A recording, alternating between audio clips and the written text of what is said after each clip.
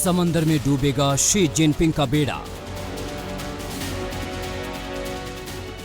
दक्षिण चीन सागर में ड्रैगन की टूटेगी कमर।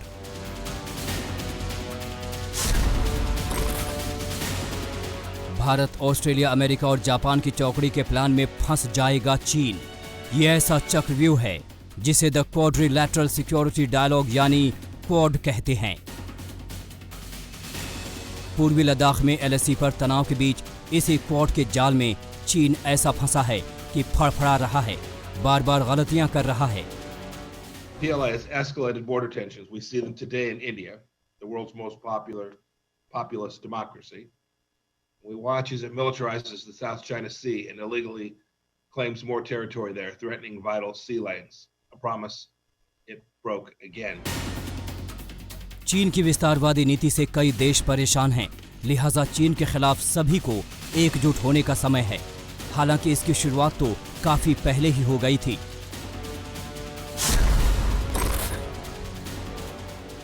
क्वाड के जरिए एक ग्रुप बना।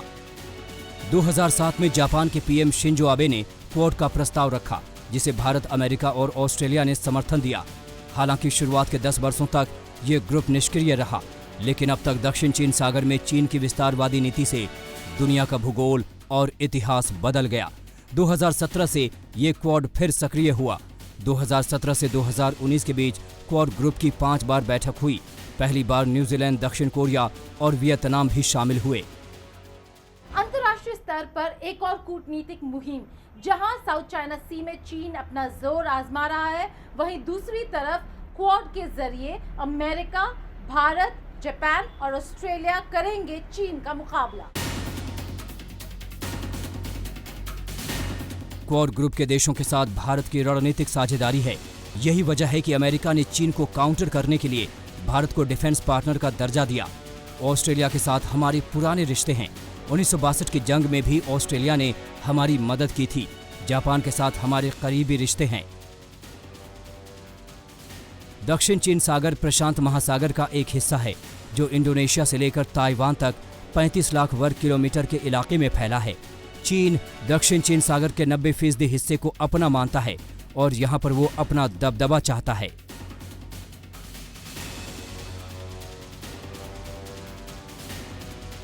जबकि इस क्षेत्र पर फिलीपींस, वियतनाम, मलेशिया, ताइवान और ब्रुनेई अपना दावा करते रहे हैं।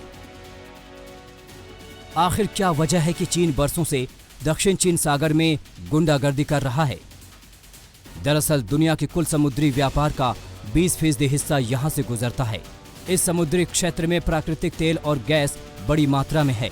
दुनिया भर के 12% से ज्यादा मछलियां पकड़ने का काम इसी क्षेत्र में होता है। सामरिक दृष्टिकोण से भी यह क्षेत्र काफी अहम है। साउथ चाइना सी पर अपनी पकड़ मजबूत करने के लिए चीन एयर डिफेंस आइडेंटिफिकेशन जोन बनाने जा रहा है। चीन ने इस जोन में ताइवान और वियतनाम के कंट्रोल वाले द्वीपों को भी शामिल करने जा रहा है। चीन जोन के अंदर प्रतास, पार्सेल और स्पार्टले द्वीप समूह को भी शामिल कर रहा है।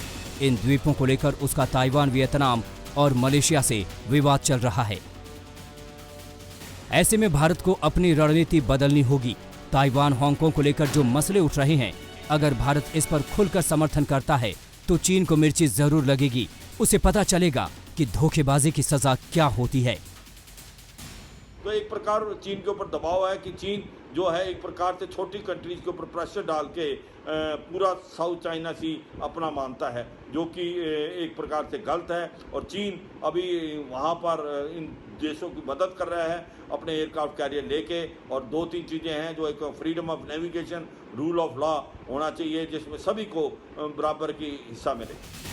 तू डाल डाल तो हम पात पात। चीन जिस भाषा में समझना चाहता है उसी भाषा में समझाने की जरूरत है। दक्षिण चीन सागर में उसकी घेराबंदी करके उसे करारा जवाब दिया जा सकता है।